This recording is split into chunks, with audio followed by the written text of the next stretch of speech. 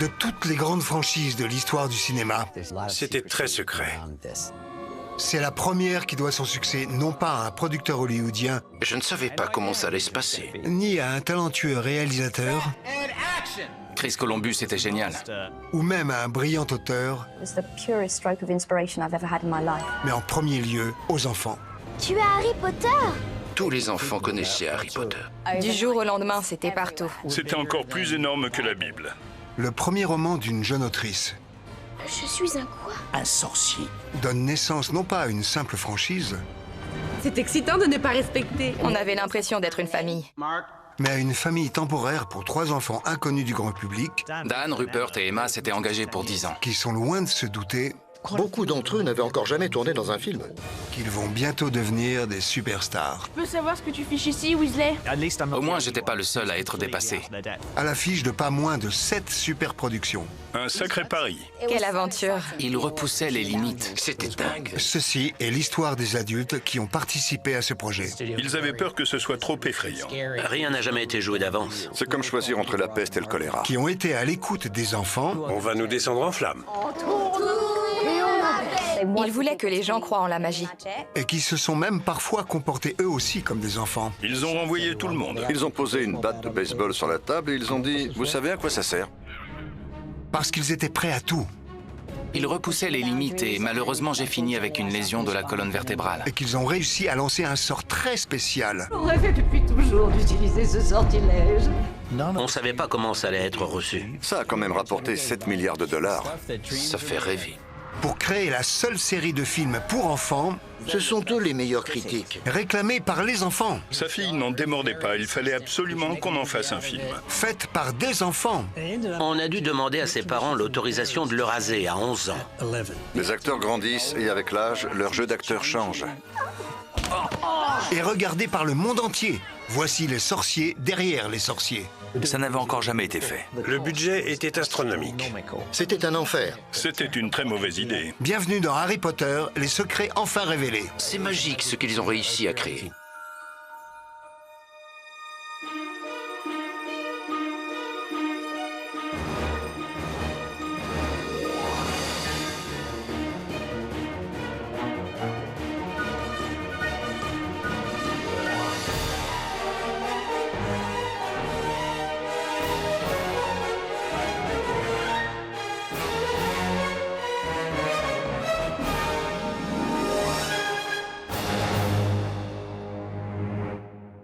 C'est Harry Potter! Harry Potter, orphelin, amateur de tarte à la mélasse, as de la baguette, jeune prodige du Quidditch et sorcier en herbe. Enchanté, professeur. Le fait que des gens pratiquent aujourd'hui ce sport dans la vraie vie en dit long sur l'incroyable influence du jeune sorcier. Mais avant de se hisser avec la rapidité d'un vif d'or en tête des box-office, l'histoire de Harry Potter commence non pas par un garçon à califourchon sur un balai, mais par une jeune mère de famille à bord d'un train. Non, pas le Poudlard Express. Un omnibus reliant Londres à Manchester en 1990. I was a single parent, very, very broke. Cette jeune maman du nom de Joanne n'a peut-être pas un sou, mais tout à coup, dans le train, entre Londres et Manchester, elle commence à avoir une idée. Just staring out of the window, and the idea just fell out of nowhere. It was the purest stroke of inspiration I've ever had in my life. Elle est assise dans le train et elle commence à imaginer l'histoire d'un garçon de 11 ans à qui il arrive tout un tas de phénomènes inexplicables. Tu es un sorcier, Harry. Jusqu'au jour où il découvre que c'est un sorcier et que c'est à cause de ça que toutes ces choses étranges lui arrivent. À Joanne Rowling aussi, il arrive des choses étranges lorsqu'elle a décidé de transformer son idée en roman. Elle termine le livre. It was turned down by 3 publishers. Harry Potter à l'école des sorciers ne semble pas intéresser les maisons d'édition. On estimait que c'était trop long pour un livre pour enfants. Mais une maison d'édition britannique finit par déceler un petit peu de potentiel dans le manuscrit et accepte d'investir un petit peu d'argent. Bloomsbury décide d'acquérir les droits britanniques pour 2500 livres. Which to me at that time was a fortune. Mais pour Joanne Rowling, le prix à payer est énorme car elle est obligée de se séparer de son nom. Bloomsbury pensait que les petits garçons ne voudraient pas d'un livre écrit par une femme. Joanne Rowling est donc devenue J.K. Rowling. It was because trying to hide my gender, definitely. Mais tout est bientôt sur le point de changer car en juin 1997, Harry Potter à l'école des sorciers sort en librairie.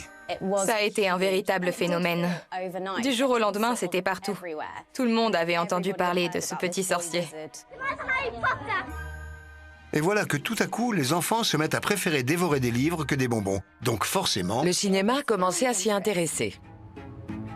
Et parmi les producteurs intéressés, il y a cet homme. À l'époque de Harry Potter, j'étais le président de la production de la Warner. Rien que ça. Et pour l'aider dans sa tâche, il décide de faire appel au producteur britannique David Heyman. Il a fondé A-Day Films et a signé pour une adaptation du livre. On lui a demandé de trouver des projets intéressants en Angleterre et en Europe. Heyman apporte alors à Bill un petit bijou. Je n'avais pas lu le livre. Mais il est séduit par ce qu'il entend. Je trouvais que c'était une bonne idée. L'histoire me plaisait beaucoup. J'aimais l'histoire de ce jeune garçon. Tu es le garçon qui a survécu. Dont les parents avaient été assassinés et qui se révélait être un sorcier.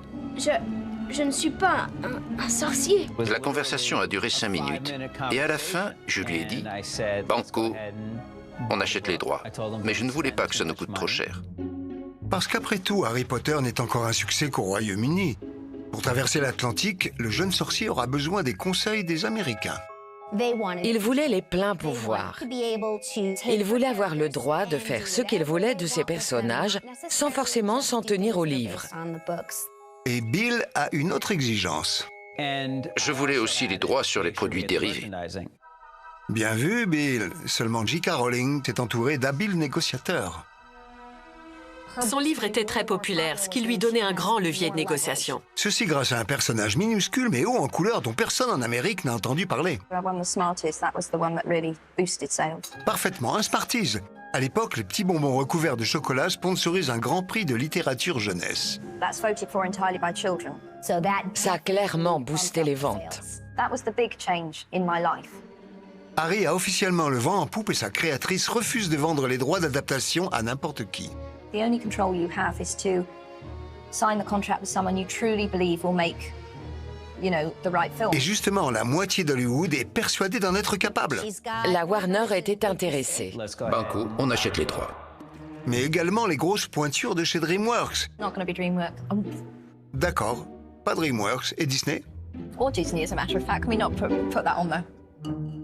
Elle les mettait en concurrence pour tenter d'obtenir la meilleure offre. Bill Gerber ne se laisse pas impressionner pour autant. Ça m'a tout de suite intrigué. Tout ce qu'il veut, c'est que la Warner Bros. ait les pleins pouvoirs. Joanne Rowling a peut-être renoncé à son nom, mais ça, c'est un sacrifice qu'elle se refuse à faire. Elle voulait garder le contrôle de ses personnages. Vous ne pouvez rien inventer. Les personnages doivent rester fidèles à mes livres. Une chose que les auteurs n'obtiennent pas systématiquement. Il semble donc que dorénavant, ce sera J.K. Rowling qui aura les pleins pouvoirs. Elle signe donc avec la Warner Bros. Et contrairement à son premier contrat... 2500 livres. C'était une véritable fortune pour moi. Cette fois... Je ne voulais pas que ça coûte trop cher. Autant pour moi. Ça ne nous a pas coûté grand-chose en frais de développement. Quelques centaines de milliers de dollars à peine. Oh, et en ce qui concerne... les droits sur les produits dérivés. Bill obtient là aussi ce qu'il voulait. Bien joué, Bill. Mais J.K. Rowling est elle aussi gagnante, car c'est elle qui aura le dernier mot sur la présence ou non à l'écran des personnages du livre et même sur le choix des acteurs. Au final, elle obtient une option de 18 mois sur ses 4 premiers livres. Et ces 4 premiers livres ne sont pour elle qu'un début. From the start, I'd envisaged it as a 7-book series, which would see him through wizard school and then he'd be a fully qualified wizard at the end of it. Tout serait renégocié à partir du 5e livre. En 1998, le premier livre débarque dans les librairies américaines. La pierre philosophale. La quoi? Et il est publié par les éditions scolastiques. Ce livre était hors norme. Il semblerait que Bill Gerber et la Warner Bros. Soient assis sur une mine d'or. Et encore, le mot est faible. C'était un phénomène qui dépassait tout ce que j'avais pu voir dans ma vie. C'était encore plus énorme que la Bible. Harry Potter est arrivé aux États-Unis et il est absolument partout. Je suis entré dans une librairie et le rayon qui lui était consacré était énorme. Je me suis tourné vers mon collègue qui était producteur à la Warner Bros. Et je lui ai dit « Mais qu'est-ce que c'est que ce truc ?» Et il a répondu « C'est le livre qu'on vient d'acheter. On va l'adapter au cinéma. » Warner Bros. A mis la main sur un véritable phénomène. Le livre a immédiatement été un énorme succès. C'était le phénomène mondial. Quand on a annoncé que les livres allaient être adaptés, tout Hollywood a su que ça allait faire un tabac. Mais pour ça, il faut d'abord résoudre un problème bien connu des studios d'Hollywood. Comment réussir à retranscrire l'univers merveilleux du livre sur grand écran? Pour la phase de développement, on avait besoin d'un auteur. Non, pas ce genre d'auteur. Pour faire un film, il faut un scénariste. Et c'est là que Steve Kloves entre en jeu. Il fallait collaborer avec J.K. Rowling pour qu'il soit le plus fidèle possible au texte original. Et lui, il avait un gros avantage parce qu'il comprenait les personnages. À présent, détenteur des droits d'adaptation au cinéma d'un véritable phénomène, les studios sont attendus au tournant, et pas par n'importe qui. C'est ma fille qui m'a fait découvrir Harry Potter. Le producteur Michael Barnathan et son collaborateur de longue date, le réalisateur Chris Columbus, entendent parler du sorcier à lunettes. Au même moment, la fille de Chris était elle aussi en train de lire le livre, et elle lui a dit qu'il fallait absolument qu'on en fasse un film. Même dans les plus hautes sphères de Hollywood, Harry Potter est un phénomène porté par des enfants. Sa fille n'en démordait pas, elle insistait. Alors il a lu le livre, quand il a eu fini, il m'a dit qu'il fallait absolument qu'on soit mis sur le projet. Mais malheureusement, à la Warner Bros, ce n'est pas la fille de Chris Columbus qui décide. On avait proposé à tous les grands réalisateurs. Et évidemment, il y a un nom qui arrive en tête de toutes les listes. Steven Spielberg était intéressé, donc on était plutôt content. C'était la personne idéale pour réaliser ce film. Peut-être, mais encore faudrait-il qu'il ait envie de le faire. Spielberg a dit qu'il n'avait pas envie de réaliser le film, parce que ce serait trop facile. Estimant que ce n'est pas un défi à sa hauteur, Spielberg décline le projet. Chris s'est dit « Waouh, ça change tout !» Son agent a réussi à lui obtenir un rendez-vous avec la Warner Bros. Mais il lui a expliqué qu'il y avait une dizaine de réalisateurs en lice, que des cadors. Chris Columbus passe à l'action. Il a commencé à étudier le script de Steve Kloves, à prendre des notes et à réfléchir à comment il s'y prendrait. Et il a également un plan pour sa présentation. Il a demandé à passer en dernier après tous les autres réalisateurs. Un bon timing, c'est bien, mais venir avec un script à noter, c'est encore mieux. Il m'a demandé s'il fallait qu'il leur montre le script. Je lui ai dit « Non, garde le script. Explique-leur tout ce que tu as imaginé, mais ne leur donne rien. » Donc il a fait son pitch pendant 1h30, et à la fin, il a sorti le script de sa mallette et il a dit « Au fait, tout ce dont je vous ai parlé est là-dedans. » Puis il a remis le document dans sa mallette, il s'est levé et il est parti. Et David Heyman nous a raconté plus tard qu'après ça, ils étaient comme des fous. « Il nous faut ce script, comment faire pour l'avoir ?» La solution est pourtant simple. Offrez-lui le projet et le script sera à vous. Le plan a fonctionné. Il faut dire qu'en plus de ça, Chris Columbus a l'habitude de travailler avec des enfants. Et il est donc engagé pour réaliser le premier Harry Potter, pour commencer. La Warner voulait produire les 7 volets à condition qu'ils soient écrits dans des délais raisonnables. Chris ne s'attaque pas uniquement à une énorme production, mais à une armée d'adolescents totalement obsédés par le roman. Les fans de ce genre de livres sont de véritables passionnés. Même si ce ne sont que des enfants, ils n'en sont pas moins terrifiants aux yeux des adultes. Si on se plante, on sait que les fans vont nous descendre en flammes. Chris pensait toujours aux enfants qui vouaient un culte au livre. La dernière chose qu'il voulait, c'était qu'ils soient déçus en voyant le film. Sans compter que plus le temps passe, plus le nombre de fans augmente. Entre le moment où on a décidé de faire le film et la phase préparatoire, le livre a gagné en popularité. D'ailleurs, lorsque Chris commence le tournage, 3 livres sont déjà parus et la Warner a du mal à suivre. On ne pouvait pas intégrer tout ce que contenait le livre dans le film. Si tout ne pourra pas être conservé, il y a un élément qui doit absolument rester fidèle à l'œuvre de J.K. Rowling. Chris voulait vraiment que ce soit magique. Il voulait que les gens croient en la magie. Vous êtes vachement doué. Oh, merci. Le chef décorateur Stuart Craig sait que s'il veut rendre cet univers crédible, il doit d'abord commencer par y croire lui-même. Stuart Craig, le chef décorateur, s'est plongé dans les romans et s'est mis à étudier l'histoire de la magie dans les îles britanniques et dans le monde en général. Il monte une équipe de choc qui va tout créer de A à Z, depuis les guichetiers de banque aux oreilles pointues, au chapeau parlant, très difficile, qui compose l'univers de Harry Potter. Bienvenue à Poudlard. Tout le monde est emballé par le projet. J'ai refusé Harry Potter 3 fois. J'acceptais de travailler sur ce projet uniquement si je pouvais y apporter ma patte. Je n'avais aucune idée de ce dans quoi je m'embarquais.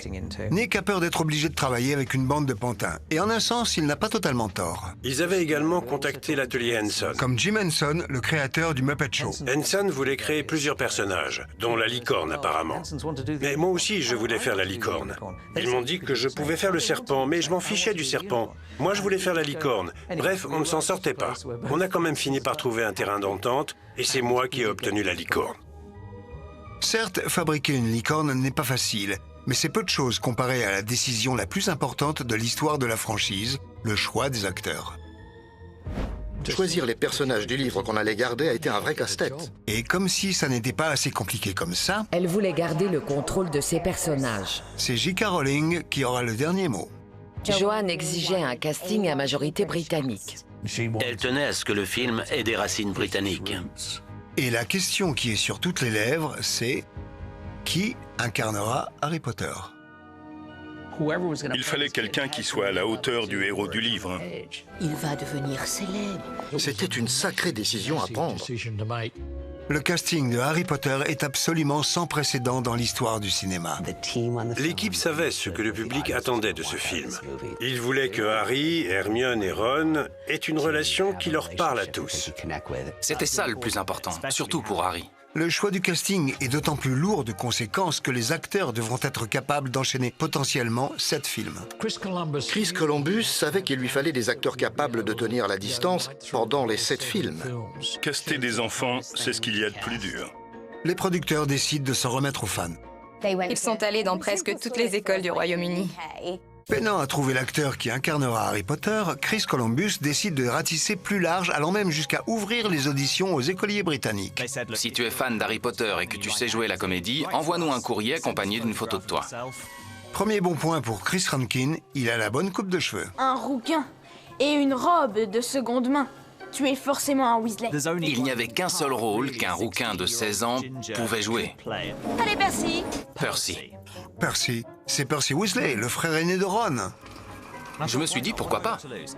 Suivez-moi les Gryffondors. Chris est loin d'être le seul roux à se présenter au casting, mais il va taper dans l'œil du réalisateur, et pas uniquement grâce à ses cheveux. On a joué la scène où Percy guide les premières années vers la salle commune. Le mot de passe. Caput Draconis. Chris Columbus me donnait la réplique avec une voix à la Madame Doubtfire. Euphigenia Doubtfire. Il me demandait mot de passe, moi, Caput Draconis, et il disait c'est ça. Et au bout de la 3e fois, Le mot de passe. je dis Caput Draconis et il me répond non, le mot de passe a changé. Je suis devenu blanc comme un linge et soudain j'ai eu un éclair de génie.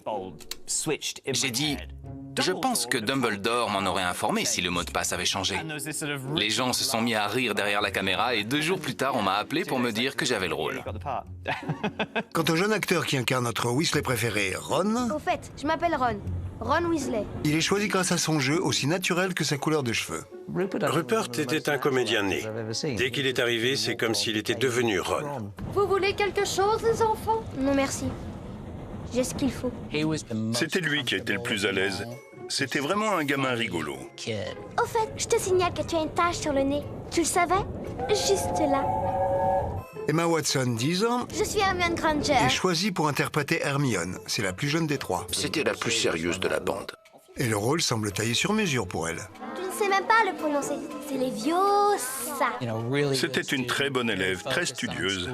Les enfants ne se contentent pas de participer aux auditions, ils organisent. L'un de mes enfants m'a appris qu'on était en train d'adapter le livre au cinéma et qu'il fallait absolument que mon agent essaie de me mettre sur le projet. Je leur ai dit « D'accord, pour quel rôle ?» en espérant qu'ils répondent « Rogue ». C'était un personnage génial, à la fois sinistre et mystérieux. C'était tout moi. À l'évidence. Mais ils ont répondu d'une seule voix « Non, papa, toi, tu es rusard. » Montrez-vous! Il passe alors l'audition. Laissez-moi passer, poussez-vous! Et grâce au conseil avisé de sa fille, il décroche le rôle de rusard. Ma fille m'a expliqué comment je devais le jouer. J'ai passé l'audition pour Chris Columbus et c'était la scène où Rusard escorte les enfants vers la forêt interdite. Il va falloir être sur vos gardes. L'un des enfants demande s'il y a des loups-garous. Il y a plus que des loups-garous, mon garçon. Je peux te l'assurer. Et ma fille m'a conseillé de surarticuler le dernier mot de ma réplique. peux te l'assurer. Chris Columbus s'est mis à rire, et les autres aussi. Tout ça grâce à ce tout petit mot. Je suis sûr que c'est ça qui m'a permis d'avoir le rôle. Notre concierge, Monsieur Rusard. Mais la Warner n'a toujours pas trouvé son Harry. Chris a dit au studio qu'il ne commencerait pas s'il n'a pas trouvé l'enfant idéal. Si Chris Columbus a du mal à trouver son Harry, il n'a aucun problème à attribuer les autres rôles. Il s'entoure de la crème des acteurs britanniques, Dame Maggie Smith, Le professeur Dumbledore souhaiterait vous dire quelques mots. Richard Harris, Alan Rickman, Oh, c'est le professeur Rogue. ou encore Robbie Coltrane, dans le rôle de Hagrid le géant. Gardien des clés et des lieux à Poudlard. Mais en découvrant que Robbie Coltrane a été choisi pour incarner Hagrid, l'équipe de décoration a un problème de taille. Comment faire croire qu'il mesure 2,59 m? Eh ben comme ça. Et si on prenait un type absolument colossal et qu'on le mettait sur des échasses pour qu'il serve de doublure à Robbie Coltrane? La moitié du casting fait moins de 1,20 m. Donc en cadrant la partie inférieure de son corps dans la moitié des plans, pas besoin d'effets visuels. Très ingénieux. Allons-y. Mais s'il y a bien une chose dont le film ne saurait se passer, c'est d'effets visuels. On aurait bien aimé tout faire au Royaume-Uni. Mais à l'époque, l'industrie des effets visuels n'était pas encore assez développée. L'homme de la situation est un Américain. Ils sont venus me trouver et m'ont demandé si j'étais intéressé. Robert est un habitué des projets titanesques. J'avais travaillé sur Apollo 13, Titanic. Comparé à Titanic, le nombre d'effets visuels nécessaires à la réalisation d'Harry Potter est absolument colossal. Harry Potter comporte près de 1500 effets visuels. Tellement qu'il est facile de perdre le compte. Dans mes souvenirs, il y en avait 1600 ou 1700, ce qui était énorme. En comparaison, dans Jurassic Park, il n'y en avait que 60. Dans Apollo 13, je crois qu'il y en avait 150, et dans Titanic, 500. Harry Potter va éclipser tous les films d'aventure ayant jamais existé. On avait des délais extrêmement courts. Tout en haut de la liste de Robert figure une scène très attendue des fans. C'est un jeu dur, le Quidditch. Et qui va devoir être à la hauteur de ce que des millions d'enfants ont imaginé, le Quidditch. Le match de Quidditch s'est avéré être l'une des tâches les plus ardues. C'est un jeu génial, le plus beau du monde. Le sport favori des élèves de Poudlard est une sorte de polo sur balai volant. Et la grande question, c'est... Comment réussir à rendre une scène de balai volant crédible? Car ce genre de scène a très mauvaise réputation. Tous les films de sorcières, les scènes de balai volant ne font pas vraiment réalistes. En effet. Debout. Comment rendre ça réaliste? Comment on allait tourner ça? Heureusement, l'équipe sait se montrer créative. Tout le monde proposait des idées différentes. Parfois même un peu trop. C'est alors que je me suis dit, pourquoi pas des parachutes? Pour moi, c'était irréalisable. Cette idée a été rejetée très vite. Personne ne sauterait d'un avion pour ce film. On travaillait avec des enfants, on ne pouvait pas faire n'importe quoi. Il fallait que ce soit sans danger et à leur portée. Cramponnez-le bien si vous ne voulez pas glisser au bout. On a dû totalement revoir notre approche des effets visuels. Si la question des effets visuels soulève de nombreuses interrogations, en attendant, la plus importante décision de toute l'histoire de la franchise n'a toujours pas été prise. Chris n'avait toujours pas trouvé son Harry. C'est alors qu'un jour... Il a vu David Copperfield. C'était le premier film dans lequel Daniel Radcliffe avait joué. L'innocence qu'il dégageait était ce qu'il recherchait. Il y a juste un léger problème. Ses parents travaillaient tous les deux dans l'industrie du cinéma. Sa mère était directrice de casting et son père était agent. Ils ne tenaient pas à ce que leur fils rencontre Chris ou passe une audition. Je crois qu'ils avaient peur que ce soit trop pour lui et que ça lui prenne tout son temps. Mais Chris n'arrêtait pas de répéter « c'est lui que je veux ». On aurait dit un disque rayé. Et moi, je lui disais de se faire une raison, qu'on ne l'aurait jamais. C'est alors que David Heyman, l'homme qui avait présenté Harry Potter à la Warner, on achète les droits, va présenter Harry Potter à Chris Columbus. Un soir, au théâtre, David Heyman est tombé sur les parents de Daniel et il s'est mis à chanter les louanges de Chris. Heyman réussit à convaincre les Radcliffe de rencontrer le réalisateur. C'est une porte qui s'ouvre. Chris leur a dit qu'il avait l'habitude de travailler avec des enfants. Et leur a assuré qu'il ne pousserait jamais personne à faire quelque chose qui le mettrait mal à l'aise et qu'avec lui, les enfants étaient bien traités et qu'il s'était toujours bien entendu avec eux. Et ils ont accepté. That's a dragon egg. That's what that is. Dragon egg. Un bout d'essai prouve que tout ce qui manque aux garçons de 11 ans pour incarner Harry Potter à la perfection, ce sont des lunettes rondes. Chris Columbus tient enfin son casting. Ils ont trouvé des enfants qui ressemblaient déjà beaucoup aux personnages qu'ils devaient jouer. Et même si ces mini-acteurs travaillent à présent pour la Warner... Par moment, il allait y avoir entre une trentaine et une centaine d'enfants sur le plateau. En réalité, c'est plutôt la production qui va travailler pour eux. Il allait falloir des écoles, des cantines, des endroits pour se reposer. Pour la Warner, une si grosse production pour de si petites personnes, c'est du jamais vu. Il allait en falloir de l'espace. D'ailleurs, où vont-ils tourner les films? Il y a tellement de choses qui devaient être faites sur mesure pour les besoins de ce film que c'était plus logique d'essayer de les concevoir nous-mêmes. Voici les studios Leavesden, une ancienne usine qui va à présent servir de lieu de tournage à la nouvelle franchise. On a vu les studios, on s'est dit, c'est ici qu'on va devoir tout construire. C'était un taudis à l'époque. C'était un bâtiment désaffecté qui avait servi d'usine aéronautique pendant la Seconde Guerre mondiale. Je n'arrivais pas à croire qu'on allait tourner dans ce trou à rats. C'était atroce. Ça tombait en ruine. Ces studios étaient horribles. Le vent s'engouffrait par les fenêtres. Il y avait des fuites, il n'y avait pas de chauffage. On était obligé de porter des doudounes sur le plateau. Le cauchemar commence lorsqu'on essaie de filmer le plus petit mais le plus important château du Royaume-Uni. La maquette au 1/24e. C'est le début des ennuis. De temps en temps, la caméra se mettait à trembler et personne ne comprenait pourquoi. Au bout de quelques jours, on a compris que les studios de Leavesden étaient construits au-dessus de la ligne principale de London Euston. Si les studios de Leavesden ressemblent à la gare Victoria, c'était un enfer. Ça n'en reste pas moins le lieu de travail de centaines d'enfants. On s'interrogeait énormément sur la façon dont on allait tourner ce film, à cause des enfants. Et la Warner fait tout pour éviter que le tournage se transforme en drame de Dickens. Légalement, on ne pouvait pas faire travailler les enfants plus de quelques heures par jour. Mais le temps, c'est de l'argent, et la Warner tient à ce que le tournage avance le plus vite possible. Pour ce faire, ils font appel entre autres à elle. Je m'appelle Flick Miles et j'ai servi de doublure à Emma Watson dans les 3 premiers volets de la saga Harry Potter. Et aussi à lui. Je m'appelle David Holmes et j'étais la première doublure cascade. J'ai servi de doublure à peu près tous les enfants du film. De cette façon, la production peut organiser des roulements, ce qui permet au tournage de continuer à avancer. Dans une journée de 8 heures, il nous faisait travailler chacune 4 heures, Emma et moi. Pendant que sa doublure se prépare, Emma Watson rencontre les adultes pour la toute première fois, ainsi que ses nouveaux camarades de classe. Le premier jour, Emma Watson avait l'air terrifiée. Et je me souviens qu'on s'est tous les deux figés au milieu de la pièce et qu'on s'est mis à regarder tout autour de nous, en se demandant ce qu'on faisait là. Dame Maggie Smith, Alan Rickman, Richard Harris, Robbie Coltrane, et la liste est encore longue.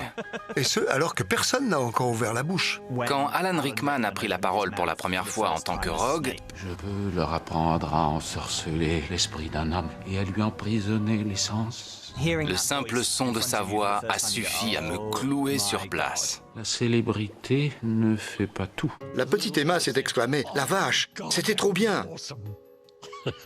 C'était trop. Ça l'a complètement décontenancé. Je pense qu'aucun acteur ne lui avait jamais dit ça. Alan Rickman et les jeunes acteurs...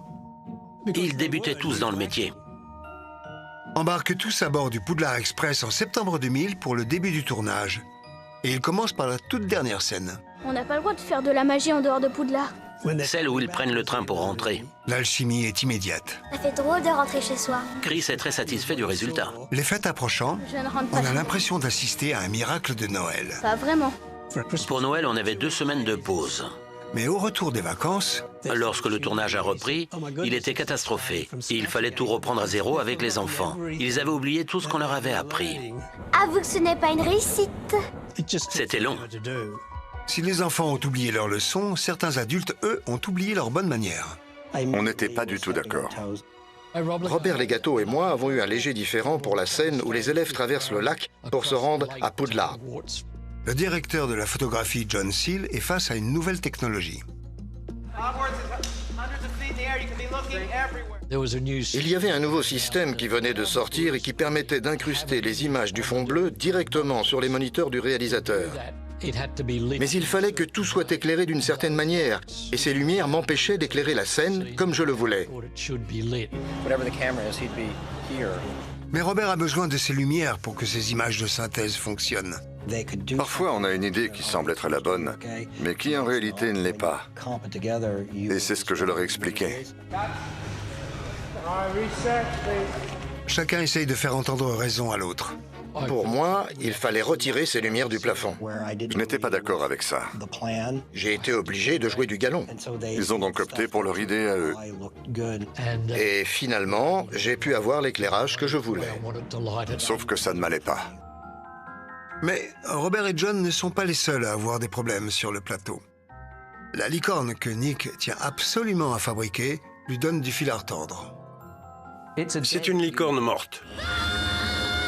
Mais c'est nous qui l'avons faite. Nick s'est battu avec l'atelier de Jim Henson pour que la confection de la licorne lui revienne. Mais il aurait peut-être dû y réfléchir à 2 fois. Elle était tellement lourde qu'on devait la suspendre par des câbles à une immense structure en acier montée sur roue. Et on s'est rendu compte que cette structure métallique faisait 10 cm de plus que la seule et unique porte de la pièce. L'un de mes gars est allé chercher une masse pour démolir le haut de la porte. Il y avait des briques partout. Mais c'était le seul moyen de faire sortir la licorne. Dans un autre coin du studio, l'équipe fait face à un autre casse-tête. Les bougies de la grande salle étaient toutes de vraies bougies. Les bougies volantes étaient toutes de vraies chandelles allumées, suspendues par des fils de pêche. C'était magnifique. Les allumés étaient un vrai cauchemar logistique. Je crois qu'il y avait dans les 1600 bougies. 450. Autant pour moi. On a commencé à filmer, sauf qu'on avait oublié qu'il y avait des trous dans le bâtiment. Le vent s'engouffrait et poussait les flammes des chandelles vers les fils qui les tenaient. Au bout de 10 minutes, une première bougie est tombée sur la table. Ça ne présageait rien de bon. Et quelques minutes plus tard, une deuxième, puis une autre. On avait très peur que quelqu'un s'en prenne une. Les bougies de la grande salle. Quelle mauvaise idée. La solution est simple, comme souffler sur une bougie. Elles n'ont pas fait long feu. Je me souviens que d'un coup, elles se sont toutes éteintes. Les gars des effets visuels ont dit qu'ils s'en occuperaient. Que ce n'était pas grand-chose. Ils les ont remplacées par des images de synthèse, ce que j'ai toujours trouvé un peu dommage. Lorsqu'il est question de sécurité sur le plateau, ce sont les adultes qui gèrent. Lorsqu'il est question de respect de l'œuvre originale, ce sont les enfants qui commandent. Lorsque je rencontrais des enfants, ils me demandaient tous « Est-ce que cette scène sera dans le film? Et celle-là ?» Et j'ai compris ce qu'ils voulaient. C'était voir le livre sur grand écran. Et les enfants sont bien décidés à faire entendre leur voix. En plus de s'être vendu à plus d'exemplaires que la Bible, pour les enfants, Harry Potter est une véritable religion. Et pour ses fervents disciples, pas question de prendre des libertés avec ce texte sacré. Chris adorait recevoir des enfants sur le plateau. Susan Bowles. Sa fille, Eleanor, allait à l'école à Londres. Et l'établissement organisait souvent des sorties scolaires dans les studios. Un jour, ils sont arrivés sur le plateau et en voyant un des décors, ils ont demandé « C'est quoi ça ?» Et Chris leur a répondu « C'est la maison des Potter. » « La maison des Potter ? Mais il n'y a pas ça dans le livre. » Chris a eu beau leur expliquer que J.K. Rowling avait écrit une scène qui se passait dans la maison des Potter, mais qu'elle avait fini par la retirer du livre, ils ont tous trouvé que c'était une très mauvaise idée de mettre ça dans le film. Les enfants ont parlé. Pour eux, ça n'avait rien à faire là. Ça a beaucoup travaillé, Chris. Il y a pensé toute la nuit. Et le lendemain matin, il a annoncé qu'on laissait tomber ce décor. Sur le plateau, les enfants passent au crible le moindre petit détail jusqu'au maquillage des acteurs.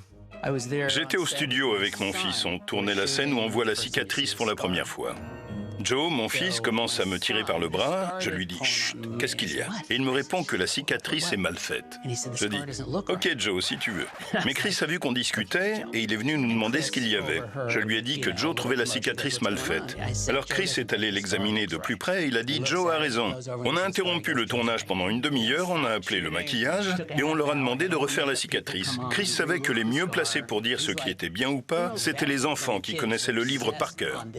Ce sont eux les meilleurs critiques. Ils savent ce en quoi ils croient et ce en quoi ils ne croient pas. Si les enfants semblent parler d'une seule voix, les adultes, eux, ont du mal à se mettre d'accord. Un vent de soupçon planait. Tout le monde était un peu nerveux et cherchait à défendre son beefsteak. Et l'homme chargé d'assembler les différentes parties du film va l'apprendre à ses dépens. Je m'appelle Richard Francis Bruce et je suis le monteur du premier Harry Potter. Richard monte le film dans les studios de Leavesden pendant que le tournage a lieu juste en dessous.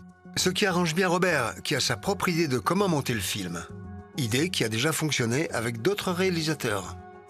En travaillant avec James Cameron et Ron Howard, j'ai découvert un petit tour de passe-passe au niveau du montage qui permet de donner plus d'impact.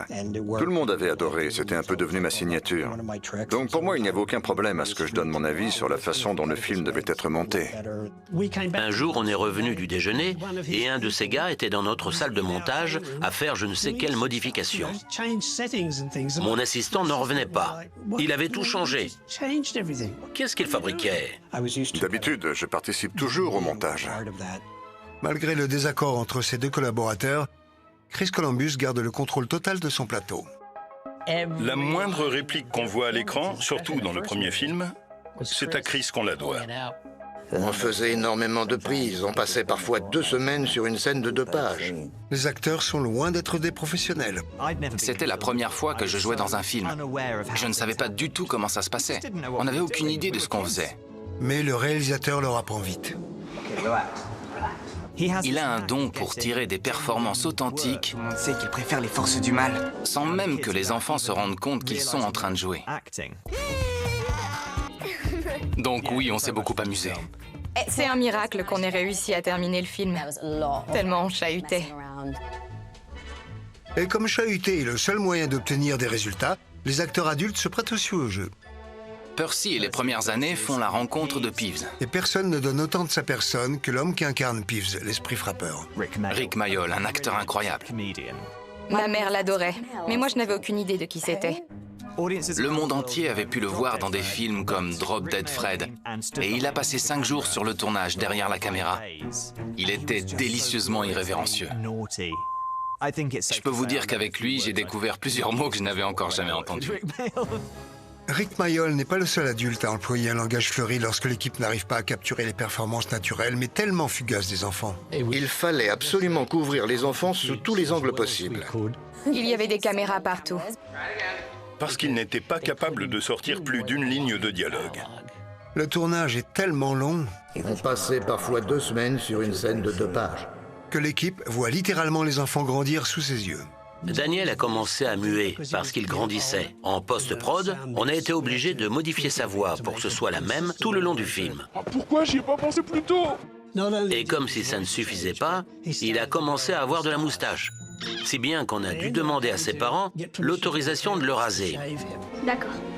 À 11 ans, ça n'a pas été une mince affaire de maintenir cette cohérence.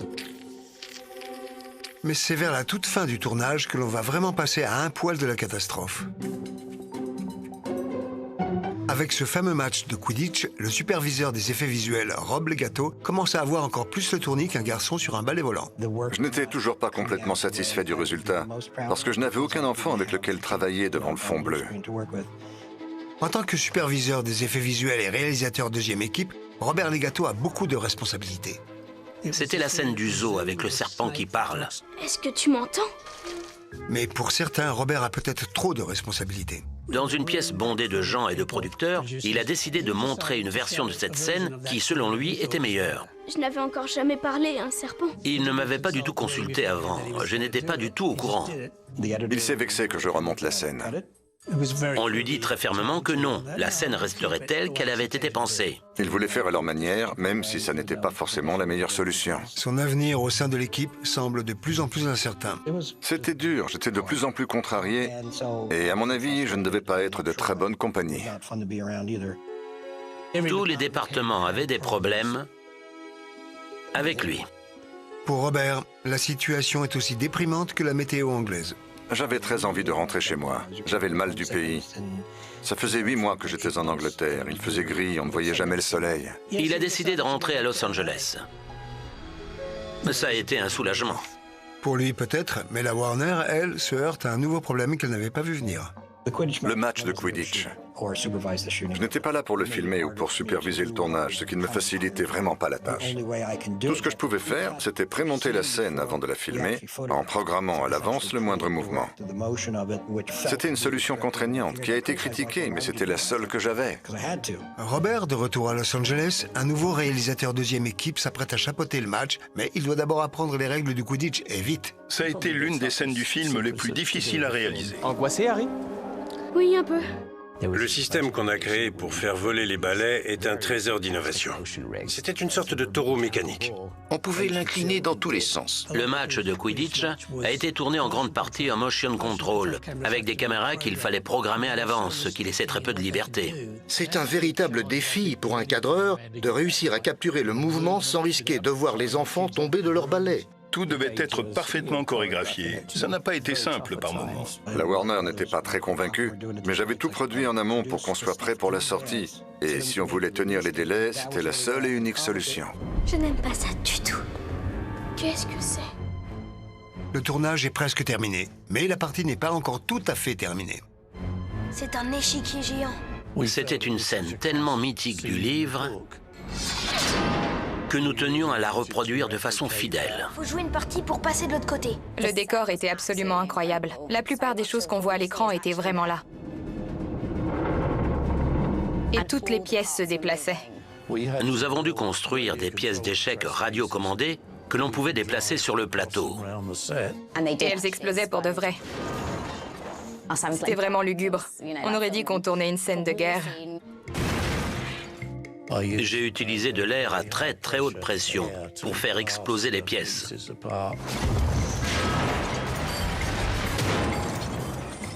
Mais la vraie bataille a lieu à Los Angeles où Robert est sur le point d'entrer en guerre avec la Warner à cause du retard qu'il a pris avec ses effets visuels. Le Quidditch m'a vraiment donné du fil à retordre. En tout, j'avais 4 minutes de match. 4 minutes de Quidditch, c'est pas mal. Mais à quel prix? J'avais annoncé que ça coûterait dans les 9 millions et ils n'y ont alloué que 4. J'ai prévenu que ça ne suffirait pas, mais ils m'ont rétorqué que j'avais mal évalué le budget. On vous laisse faire le calcul. Je ne pouvais pas faire moins. Les choses coûtent ce qu'elles coûtent. Ou plutôt refaire le calcul. Surtout avec 1700 effets visuels. 10 multiplié par 1700? C'est mon avis. En tout cas, c'est beaucoup plus que ce que la Warner est prête à payer. Tout m'est retombé dessus. Et avec la date de sortie qui approche, du temps et de l'argent, on n'en a plus guère. Je voulais bien tout arrêter pour essayer de trouver une solution qui ne coûte que 4 millions de dollars. Mais dans ce cas, on n'aurait jamais été prêt pour la sortie. Des producteurs m'ont dit que j'étais malade, que je perdrais mon emploi si jamais le film n'était pas fini à temps. Je leur ai dit, je doute que ce soit ça qui vous inquiète le plus.